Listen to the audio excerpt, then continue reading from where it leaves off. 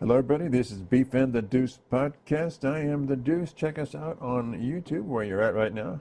Subscribe, hit the like button, and also check us out on X, Twitter, Beef and the Deuce podcast. A lot of good stuff there. Beef, how was your weekend? Well, sad. Sad. Okay. Very, very sad. But outside of that, it was fine. Yeah. Still some good college football that got to catch a little bit of with a busy weekend. But unfortunately, we have to dive into the game. The game. Well, let's do it then.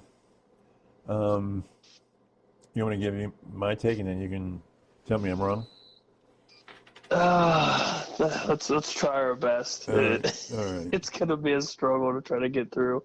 It's just the hatred. It's just frustrating and annoying. Yes. Because there's no way that should have been this way. 2 interceptions, 2 missed field goals. And basically, a missed field goal, especially when you're in the 30-yard line, that's essentially a turnover. Mm-hmm. So 4 turnovers, very little running game, and they didn't try, and they kept trying it. They kept going back to it and back to it and back to it, and it still wouldn't work, and they wouldn't get off of it, and they just wouldn't try the passing game very much. Got to give kudos to the defense. Defense did a very good job, super good job.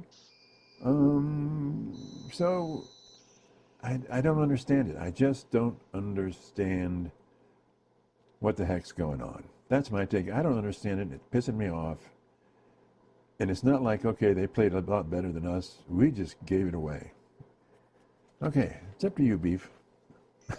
Well, yeah, kudos to probably the best defense that we have seen all season. Yeah, for a long time.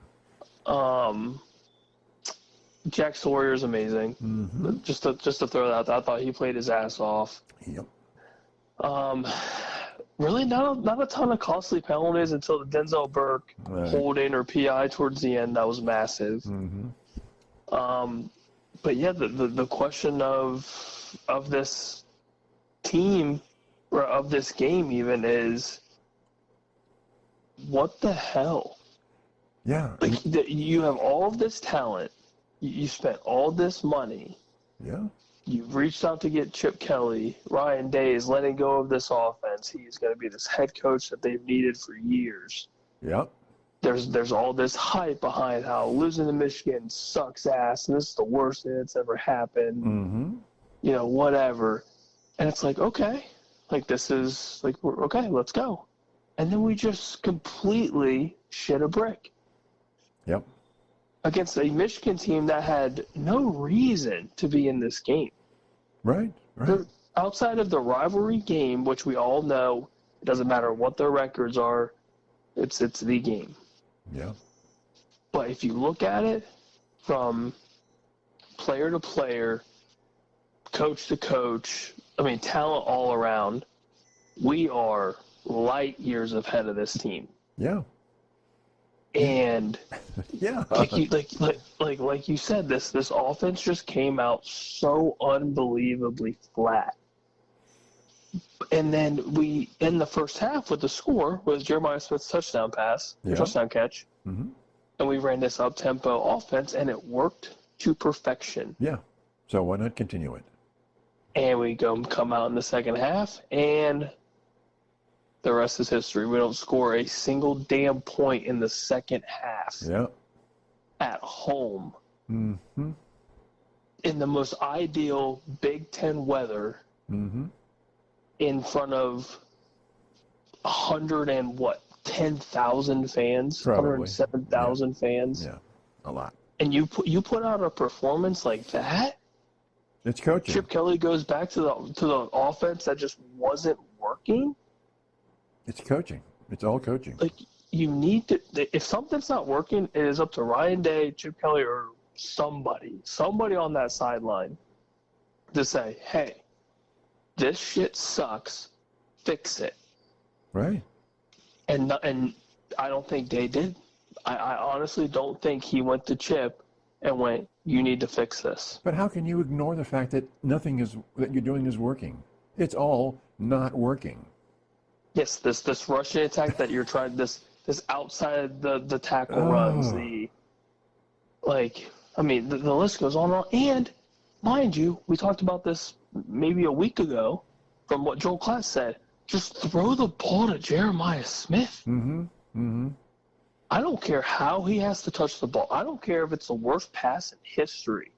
Throw it in his direction. Yep. That's all you have to do.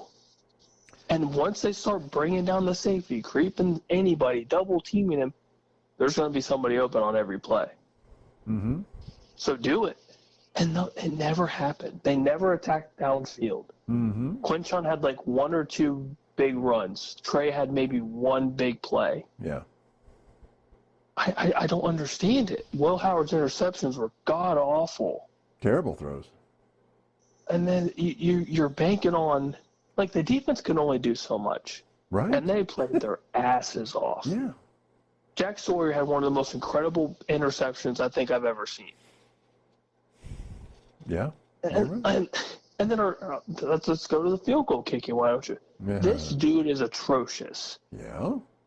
Like, he is absolutely god-awful. Now, the one missed field goal was a high snap, and, like, I can give you a little bit of a break. Still should have hit it. But you are in, what, it was like 30-something yards? That's a chip shot for a D1 kicker. Both of them were 30 yards, in the 30-yard range. Chip shot field goals. Yeah. Like, you just suck. Like, at the end of the day, you just suck. It shouldn't come down to just kicking. We should have, however many times we were in the freaking red zone with plus yardage and all this talent that we have harped on all season. We can't score a touchdown. We can't put points on the board. There's no excuse. There's absolutely no excuse. It goes down to coaching. And like we'll bring this up a little bit later with the whole Kyle McCord question, but there's only one thing to do. In this whole thing, you've lost 4 straight. Ryan Day's seat needs to be unbearable almost. Yeah. To the point where like you're on the verge of being fired, if not going to be fired. Yeah. It's unacceptable. So my question to you, absolutely unacceptable. My question to you a little bit earlier on tonight was, if there was still the 14 playoff, would Ryan Day have a job? No, he would not. Absolutely not. I don't, like, at this point, I know we've harped on a lot of like the winning percentage, and it's really good. His winning percentage is phenomenal. So is John Cooper's. Yes. At the end of the day, what have you done in 2 areas of the season? Yeah. Have you beaten Michigan? Nope. And do you have a national championship? Nope. And there's no to both. Yep. And that's a problem. You were given this gift from God. Yeah. That Urban gave you. Yeah. To run with. He can't ask for better people. He can't ask for better. No. Urban gave you everything you needed. Yeah. And said, "Here you go. Do what I have done and that I've been great at doing. Yeah. Beat the hell out of Michigan and win another national championship." Yeah. And he hasn't done anything. Hasn't anything. What stunned me was at halftime. I don't know if you saw the halftime. I know you were getting ready to take off, but the Big Noon Saturday crew, to a man, they were all, well, Michigan hung in there until halftime, but now Ohio State will assert itself on the passing game, and Ohio State will take off and win this game. Every one of them said that. They're going to start passing the ball. They're going to go to their strength, and the game will essentially be over. And even because they've done it all season. Meyer said, clearly Ohio State has a better team. Clearly. Man for man, a better team. All they've got to do is start passing the ball, and they're going to win the game. And they were all just real casual, like, yeah, they're going to win the game because they're going to go to their passing attack, and they're going to win the game. Yeah, and especially at the end of the first half. And no, they didn't do it. Even Joel Klatt was like criticizing the calls. He's like, what's going on here? I don't know. How does Ryan Day explain? I'm too pissed off to see the press conference. But how does he explain this? How does he explain what happened? Other than I suck, my coaches suck, I suck, I think he should resign if he's not fired. Yeah, and I would assume he's not going to get fired. I'm going to assume he doesn't get fired because they make the CFP, which is right. And he God's gift to him. And he could win the national championship still. And a lot of people, they have the fourth best odds to win the Natty still. Right. And even OSU critics say, well, he could turn around and win the national championship. The team is that good. The team is that good. The team on paper is one of the best teams in the nation. Ever. You don't get this type of receivers and running backs. Ever. And the defense? Get out of here. You should you should win these games in your sleep. This game, the fact that the spread was so massive, the likelihood of having a rematch with Oregon, which I believe had some things to do with it, looking ahead past Michigan because they suck. I think that had a little bit to do with it. That's coaching, man. It's all coaching. It's coaching. It goes right back to coaching. I don't think it's the players. And if I was an offensive, especially not the defensive side, I'll tell you that much. If I was defense won that game. If I was an offensive player on the Ohio State, I'd be pissed the hell off. Oh, I would be ripping Chip Kelly from the phone and wondering, what the hell are you doing? If I'm Will Howard, if I am this leader of the offense, I love this program, I love this team, you pick up that phone or whatever you need to do and tell him, stop. Whatever you're doing, just stop. Yeah.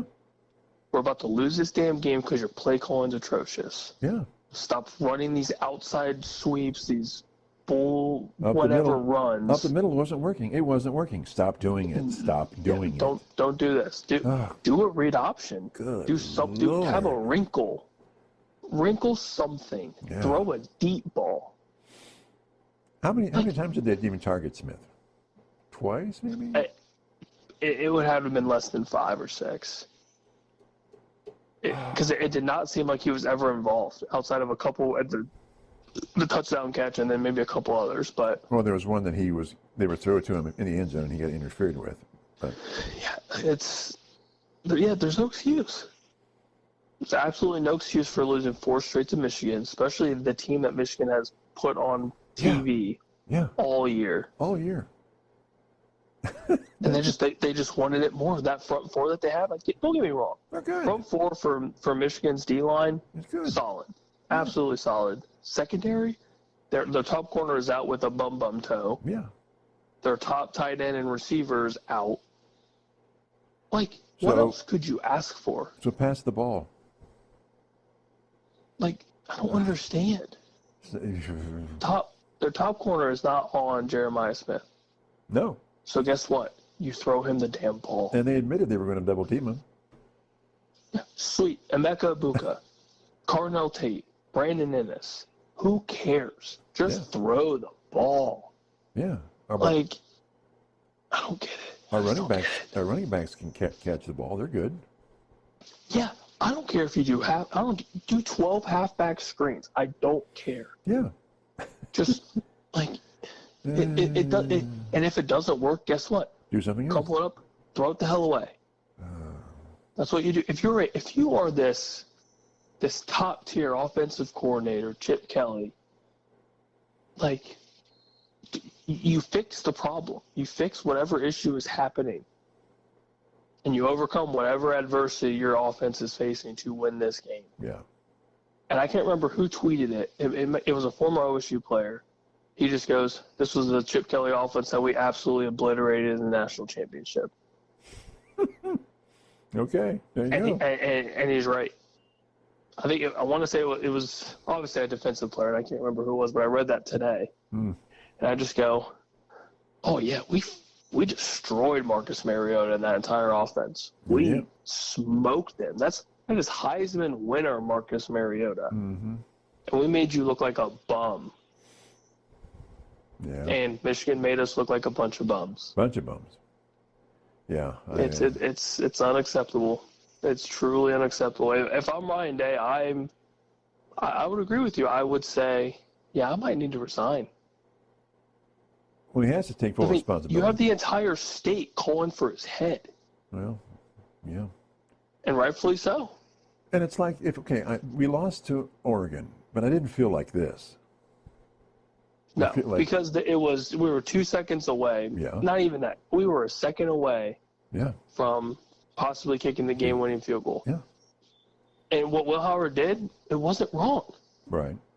It wasn't wrong. He just lost time, and that was it. Like that is you playing aggressively. I can deal with that. Yeah.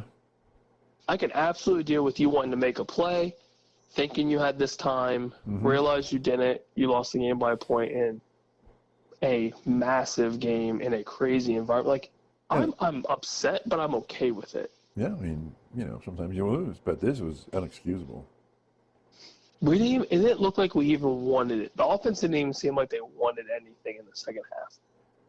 Well, with the play calling, what are you going to do? I mean, yeah, and then if you're Jim Knowles in the box, you're probably looking over like, what the hell else do I need to do? Yeah, sooner or later they're going to score 13 points. Yeah, like I can only do so much. My players can only do so much. I know. Before they're just exhausted. Right. And you saw that on the last run of Michigan where old boy broke for like 20-something yards. Like those guys are just exhausted. Yep. Yeah, buddy.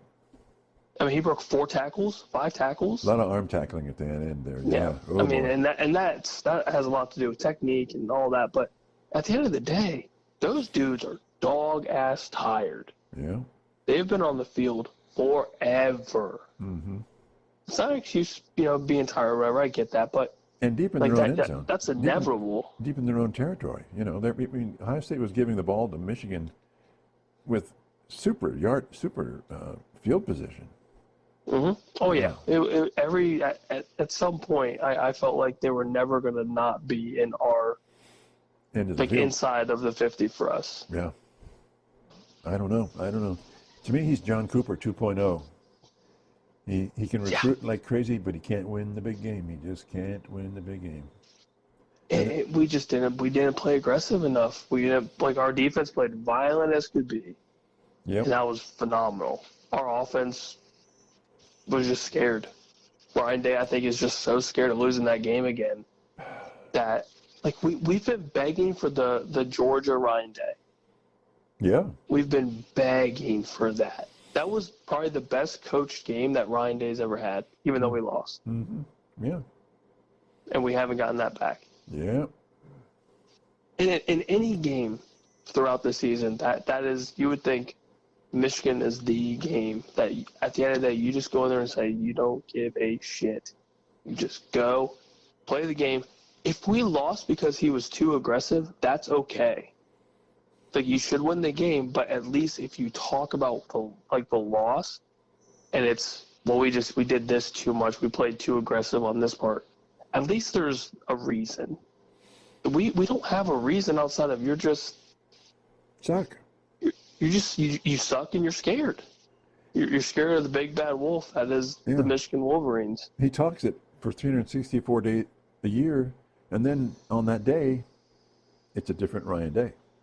He just gets scared, and I truly think he is. I think he is just so scared of what could happen if he loses that's all he worries about. He plays to not lose. Mm-hmm. You need to play to win. Right. There's a huge difference. Right. There's this conservative, just shitty play calling, and then there's the urban Jim Tressel where we're winning this damn game. Yeah. And this is how we're going to do it. Right. Hence why between those two, there's one loss. Right. One loss. Oh, God. Anyway. I don't know. There's really no way else to put it. It's after this season, especially if we were one and done and the CFP day's gone. No. Day is gone. You think so? Oh, I would be very certain of that. I know this new athletic director is not afraid to fire coaches. No, and that's what I'm thinking. Ross will feel the pressure enough to be like, yeah, something needs to be done. Who do they get? I don't know if Vrabel wants to coach college, but I think Mike Vrabel's a very good option. I think the Bears are going to go after him hard. Bears are going to go after a lot of people. Yeah, but Cliff Vrabel's Kingsbury, probably Marcus Freeman. But Vrabel he's a Bears kind of guy, though. I mean, he's Oh, he would eat that whole city up. Yeah, and they would love him. I think they would love him. Yeah. If there was some way to get Urban back, that would be amazing. Yeah, it would be. But I like the Brian Hartline idea. There's been some, and there's a lot of local Twitter pages and sports analysts and whatnot that believe if he's either the head coach or the new OC, the priority of the offense would be get the ball to your best players, i.e., get the ball to the receivers. You recruit these you recruit all these 5-star players. Yeah. Feed them the ball. Yep. I don't care if you're passing, I don't care if your incompletion rate is atrocious, but you throw for 275 yards because you're throwing deep balls. I don't care about your completion percentage. Put up points. Yeah. And look at the talent that's around you. You're going to put up insane points. Yeah. So throw the ball to him. Yeah. And I think Brian Hartline could do that and would do that. I mean, he's got an NFL background, obviously. He knows the culture of Ohio State. And he's got insane recruiting skill. Yeah. What else could you ask for? Yeah, but would they go for no head coaching experience? I think if it's him and the rap sheet that he has, I think that would be one where it's like, but look at everything else he can do. Well, and I think that would. I'm not saying it's completely correct, but I think you're hiring based on the potential of what could be, which isn't enough, but it's a lot better than what we're seeing in the last 5 years. There's somewhat of a promise of like, this could be good. I shouldn't say promise. There's a possibility that this could be good. It's risky. Is the fan base going to accept an 8-4 season and say it's a rebuilding year?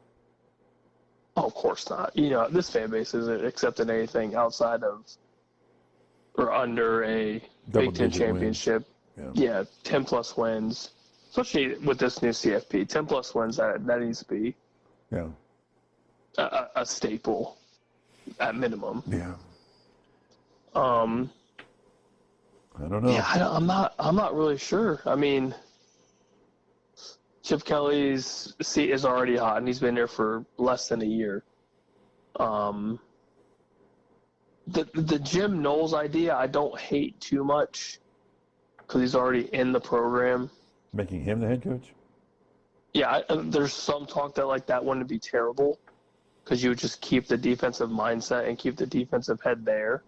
Well as this defense is doing, there's a good chance he'll be getting another job proposal. 100%. From other teams. 100%. For head coaching or whatever. Jeff Hafley was a name that got brought up, who's with the Packers organization. Yep. So, I mean, that's not awful.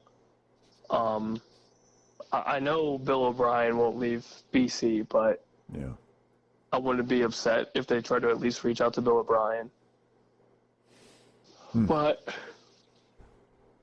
there's just we need better, and the fan base deserves better. Better than 10-2. Better than 10-2. Okay, good for you. I think the fan base deserved a better game and a better performance than whatever the hell that was Saturday. So if he goes to the Final Four, he's okay? I think, well, it obviously benefits him. Yeah. Right. But at this rate, I think it's still natty or bust, especially because you just lost the game for the 4th time in a row. Well, how do you feel about the AP putting them at 7 right now? I don't hate it. I think it's fine. Yep. It's a rivalry game. You lost by 3. Yeah. Well, yeah. And I think they benefit from the fact that this is the biggest game on a college football schedule every year. But this looks so bad, and it's at the end of the season. Losses don't look as bad at the beginning of the season at the end of the season. This kind of a loss at the end of the season looks bad. It does. It definitely does. Like they sucked. Okay. Yep, they're terrible, but it's hard to discredit the 2 wins on top 5 opponents. Right. That's what helps them. Well, let's get into that right now. We can go up to the CFP discussion, which is wild, wild west. Yes. So I'm going to give you my take on this, and then there's so much to talk about. Mm-hmm. So right now, here's how I look at it. I look at there's 10 teams that are going to be in: Oregon, Penn State, Indiana, Texas, Georgia, Tennessee, Notre Dame, ACC winner, Big 12 winner, and the Mountain West winner. So that's 10 teams, and there's 2 more spots. And here's the teams that I think have a shot for the 2 spots. Now, two of these are going to get automatic bids because they're going to be the ACC and Big 12 winner. Iowa State, Brigham Young, Arizona State, Miami, SMU, Alabama, OSU, and that's about it as far as teams that I think have a shot. What do you say about that? Yeah, I think that's fair. I mean, they kept Bama close for a reason. Yeah, they're in there. I think if Clemson loses to SMU, then Clemson's gone. Yeah, absolutely. That's a 3. But and if SMU, and I would assume they're going to win, but who knows? Then we have basically Clemson out, and then the only one other from the ACC would be Miami. So, and then again, we have Arizona State, Brigham Young, and Iowa State. So one of those is going to be in automatically. So. I mean, obviously they kept the Buckeyes right around where they need to be, which is fine. I don't think there was any chance that they weren't ever going to not be in, especially with the strength of schedule. Yeah. And the 2 big wins. So let's say if Boise loses to UNLV, they could still make UNLV could be in as the best, non-Power 4 conference winner, right? And then Boise would be out. It's possible. I mean, that's why they play the game, right? It's very, very possible because the winner gets in no matter what. Right. So it's very possible that a random UNLV team squeaks on in. Could get in there, yeah. And then it gets a little more ugly. Yeah. So then I think we're looking at if we're looking at the best 10 or 2-loss team, and that's going to be not that many teams that are 2-loss, but Ohio State has a case to be the best 2-loss team in the country. Yeah, by record. So I think they're probably in because they're the best 2-loss team that's not already in. But it's fascinating. If Clemson wins, they're in, and SMU is on the outside, but they're now 11-2. So we have an 11-2 SMU if they lose. And what happens? What do you think happens to them? Do they get a wild card berth, or there's a lot of mix here going on? Yeah, because I feel like if you lose in your conference game, it also depends on how they lose. Right. If they lose a close game, right, they can still be. Then I think they get a little bit of a benefit. Well, they're now 11-2, and Alabama is 9-3, and OSU is 10-2. Miami is 10-2. And so we got 10-2, 11-2, 9-3, 10-2. And then we've got the Big 12, and that's going to be what? Arizona, Arizona State playing Iowa. Is that Arizona? Mm-hmm. Yeah. So Brigham Young is on the outside. I think they're out. No, you? Yeah, I think so. Start the schedule. The two losses aren't great for them. Yeah, they're rated now by the AP at 17. So there's a good chance that they're not going to get in. Mm-hmm. So that's one down. So what do you give me your take on Alabama here? Other than the people love them. They're a very interesting team because I think outside of their 9-3 record, I think they're good. Like I think it's a good overall team, but it just has some bad losses. 9-3. Many people just believe bad losses. Many people believe that they're the best team playing college football right now, better than anybody. I definitely don't think they're the best. Well, some people do. Definitely not. I think clearly Oregon's the best team playing football right now. Yes, I think right now it's Oregon, Texas. Yeah. And then I think it gets a little murky. Like I don't. Yeah. I'm not a firm believer in Penn State. Yeah. Notre Dame's getting hot. They're getting hot at the right time, but I'm not a huge believer in Riley Leonard. Mm-hmm. Well, let's go down that. Let's go to the games here. UNLV, Boise State. You clearly think Boise State's going to win that game, right? I think Boise State runs through them, literally. All right. Now they have I don't see any of these two having a shot, but it's Army and Tulane for AAC. So yeah, they're just out there just playing for glory. So even if Army wins, they'd be 11-1, still out. Yeah, they're not getting in. Okay. Iowa State, Arizona State. I like me some Arizona State. Yeah, but I don't think they get in. Even if they win, they have to. If they win, they're in. Well, no, I thought you said some Iowa State. No, I'm saying who do you think's going to win the game? Iowa State, Arizona State. Oh, I think Arizona State's in for sure. Yeah. So then I would say Iowa State's probably out then. Yeah, I think the loser is done. It's done. Well, Texas and Georgia, they're gonna no matter what, they're gonna both be in. Mm-hmm. Oregon, Penn State, both going to be in. Mm-hmm. And then we get to SMU, Clemson. Again, if Clemson loses, they're clearly gone. Mm-hmm. But the question does remain: if they win, they're in. Then what happens to SMU? Yeah, if they lose a close game, I think SMU squeaks in somehow. Now, who gets bumped out? Now, who gets bumped out? We got OSU, Alabama, SMU, Miami, and that's about it for the wild card teams at this point. I would say first team out, I could see it being Miami. I think they like some Bama. They like the drama that Bama could bring. Yeah. And I just think Miami's just so bad.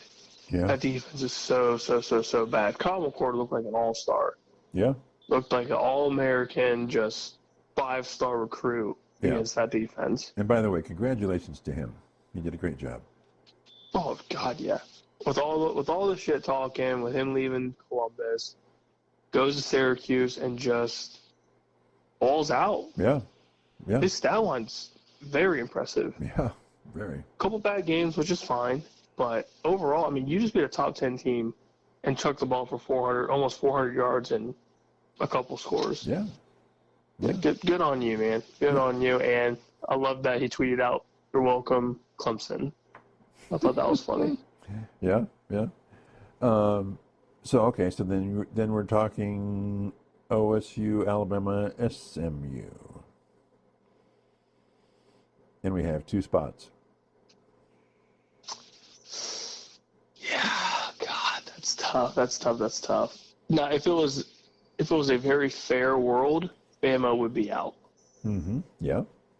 But there's always some love for the SEC, and they get the benefit of a SEC schedule. Mm-hmm. SMU schedule is not very tough.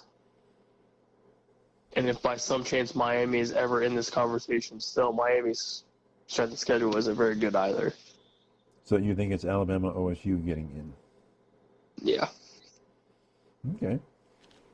I think OSU's in regardless, I think. And I think that the battle is going to be for probably just that 12 seed. So you think Alabama? Because right now they have Arizona State in it, but that's before the conference championships, obviously. Right. So you still think Alabama would squeak over SMU? I could see it. I wouldn't agree with it, but I could see it being, well, this strength of schedule, SEC schedule is better, and SMU's strength of schedule is, terrible. I could see that. I could definitely say, because at the end of the day, it's always about money. Bama's going to generate so much damn money in the CFP, and with all the drama that it would produce, and then if there is upsets, they'll be, well, we told you so. Like, there's all that crap. So who's endangered? So they have Indiana, and this is obviously AP. They have Indiana at 9. Are they in any kind of danger to dropping out? I don't think so. You don't think so? I think it's a little more uncomfortable, but I don't think so. Okay. So you don't think? I mean, they have South Carolina over Miami. You don't think South Carolina has a shot? Yeah, it's an interesting team too. They're at 13. They have AP 13. It's very interesting. I don't think you can fault. You can't kill Indiana with having one loss against at the time, a second-rate team in the nation. Yeah.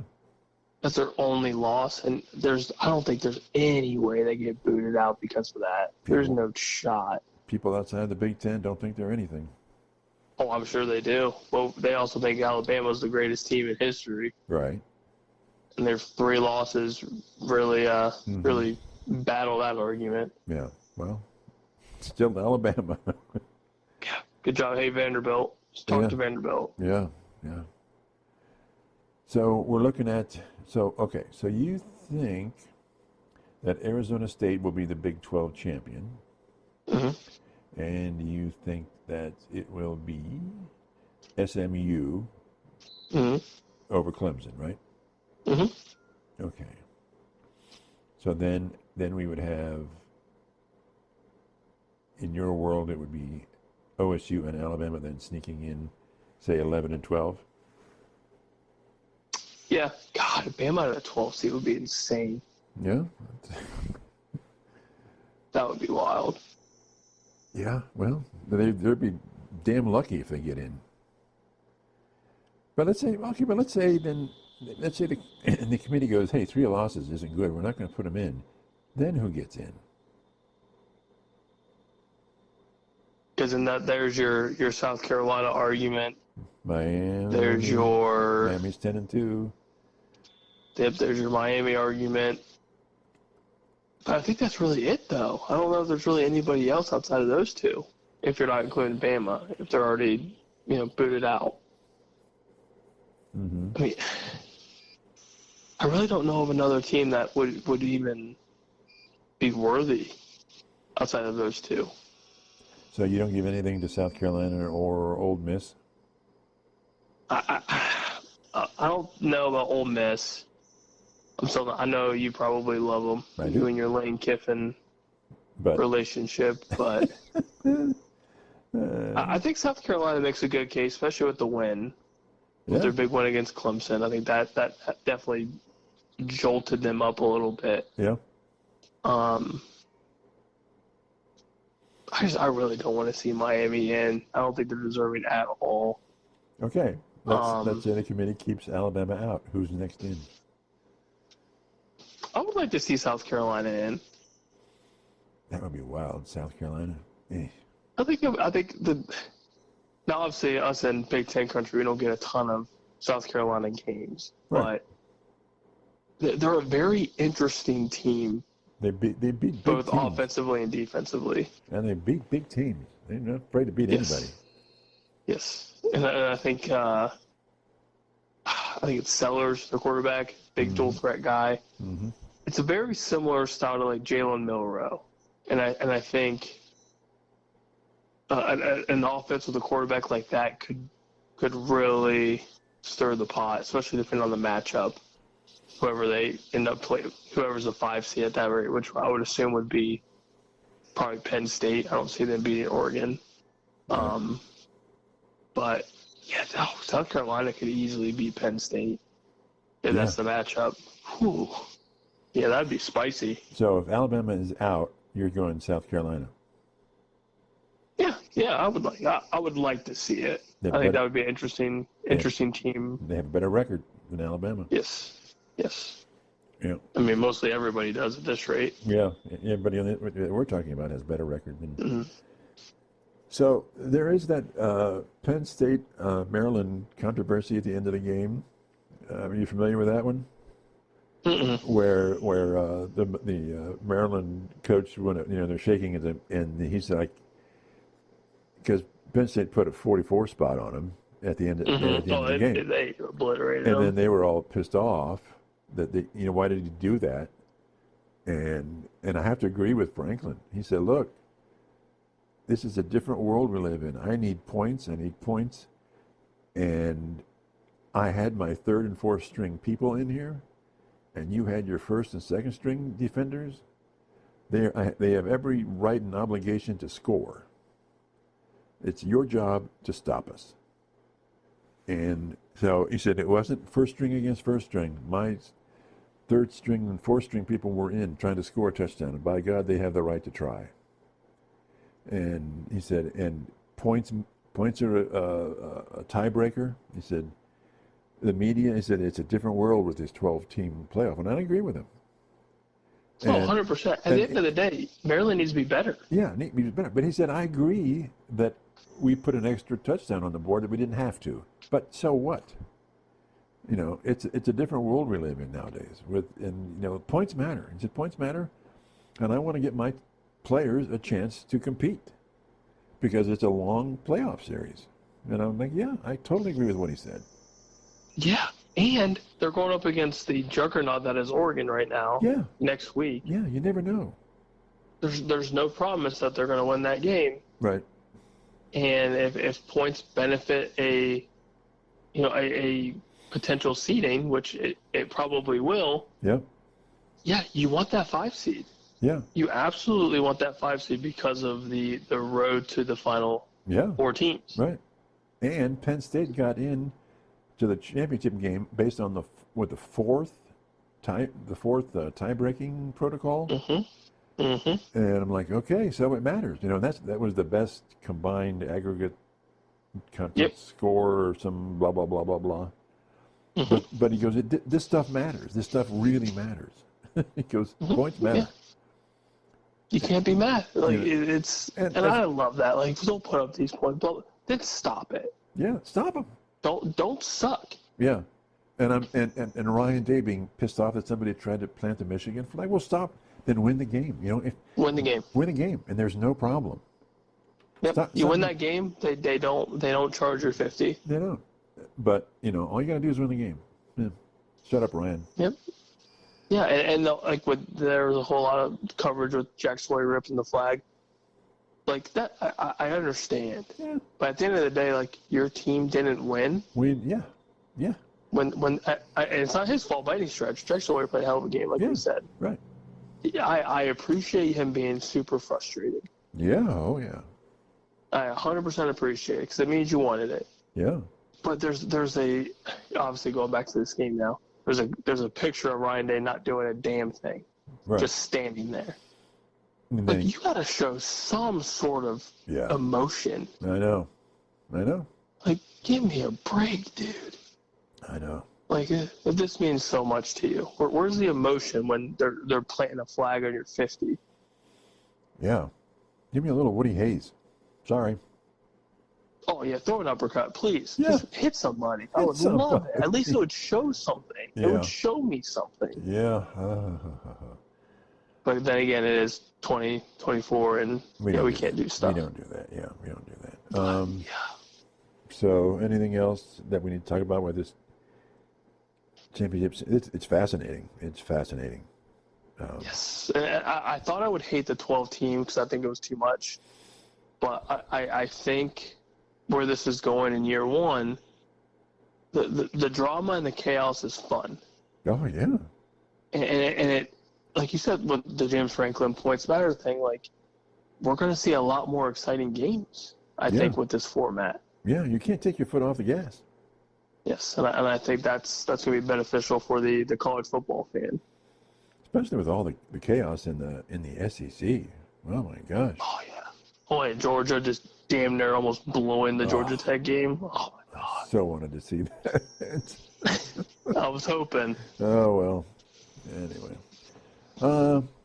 The only thing about the pro game I want to talk about is Cincinnati Bengals scored 38 points and lost the game. Playoff hopes are shattered. Isn't it time to fire the coach? I think I'm gonna say yes. Ooh. I'm gonna say yes, and I think reason being is this outside of Joe Mixon leaving, I feel like the team hasn't really changed all that much. They acquired Mike Gesicki, which is great. Cincinnati's O-line is still atrocious. And now their defense is almost just as bad. I mean, they just let Russ Wilson throw for 400 yards. Yeah, that's a 65-year-old Russell Wilson. Yeah, that's Hall of Fame. That's insane. But Burrow, they kept. I felt bad for Burrow because they kept getting shots of him sitting on the bench. But what does he have to do to win a football There's not game? much else that man can do. Oh my God! Because if you have even like we've said this for weeks now, if you have a mediocre season, he is in the MVP conversation. Yeah. But his team is just so bad. Yes. And it's coaching. I think it's coaching again. Yes. This defense is so bad. And your offense is putting up – if you put up 38 points in any game throughout the regular season, you're probably winning that game. In the NFL, yeah. If you put up 30, you should win. And you're losing because Pittsburgh put up 40 on your defense. Yeah. Yeah. Well, they made Pittsburgh look like Super Bowl champs. Oh, and especially with – the last 2 weeks for Pittsburgh, like this was a massive win for them. Huge, yeah. And Baltimore losing. Ooh. Oh God, yeah. Talk about the top teams in the NFL now. Yeah, Baltimore is starting to struggle. Your Eagles. I'm sorry. The Eagles are kicking butt. They are. Eagles are looking like the best team in the league. You think they're the best team in the league? I'm gonna say they're the best team in the league. Out of anybody in the NFC North? I'm saying they are numero uno. Oh my God, this is not good for you. I'm saying they're numero uno, and I hate everything about it. Okay, well there you go. And there's one player, and that's why, and it's because of Saquon Barkley. Yeah. He is that addition is probably bigger than the Derrick Henry addition. At this point, yeah. Because he is just a freight train. Second half Barkley is unbelievable. Yeah. Well, unbelievable. That's when the great running backs flourish. That's when it's crazy. They feast on this stuff. That's what they feast on. And Philly's defense is starting to play better. Yeah. Which is what we figured was going to happen earlier on in the season. It's a slow start. But yeah, I mean, it's wild. It's absolutely wild. That's all I need to do. Is here you go, Saquon. Take the game. Just take it. And he does. Yeah. And he does it well. This is the best offensive line he's had in his career, and it's showing how good this guy really is and truly is. He should be in the MVP conversation. Oh, yeah. He absolutely should be if he's not. Henry's right with him as far as yardage and stuff. But it's close. He doesn't seem to be as big of an impact. Barkley just takes over the game. I know. He just kicks your butt. He just dominates you. It is just downhill running. It's backwards jumping. It's whatever you want him to do. Yeah. But yeah, I mean and I don't think Lamar's MVP talks are going to be as hot anymore because of Barkley's insane last month or so. And aren't they? I mean, the Baltimore is 8-4. No? They should be 8-5 now. 8-5, right? 8-4, 8-5, something like that. Yeah, 8 wins. It's not bad. It's not bad, but it's not good right now, especially because they started off so hot. There's now 2-game separation between the Steelers and the Ravens. Yep. Hence the massive win against Cincy. Yeah. That is huge. Yeah. Yeah. But yeah, I think Taylor's gone. I think Zach Taylor's gone. You think it's the end of the year though? Yeah, I think so. I mean, they're not playing for anything anymore, so I mean, I wouldn't blame them if they did it now. Yeah. But I feel like they'll just play out the season and then kind of weigh their options in the off season. Yeah. Yeah. Okay. Well, it's been an interesting weekend, kind of tough. It hurts. It hurts. That's all I've got. I don't have any more. I'm totally worn out. Well, we'll figure out everything. What would be next? Yeah. Tuesday? Not this coming Tuesday, but the next is when the CFP is officially done, or is it Sunday? Well, won't they come out with their rankings on Tuesday? This Tuesday? So they'll do their initial or their final rankings before the conference championship. I assume so. Championships. Mm-hmm. And I want to say it's Sunday or Monday. I'm not entirely sure. When they do the seedings and stuff? Yeah, when they do the seeding for the CFP, the official 12. Yeah, yeah. I don't know. Yeah, I don't know exactly when that happens, but yeah. Because does that happen? Fingers crossed. We'll see. That happens the next weekend, is it? Does the weekend? Mm-hmm. Because all the conference games or championship games are Saturday. Right, and then the first round of the CFP starts the next week, right? Mm-hmm. Yeah, so they got to get seedings out of the way. Yes. So it should be soon. We'll find out what the damage is. Yeah. Okay. We'll talk to everybody soon. Bye.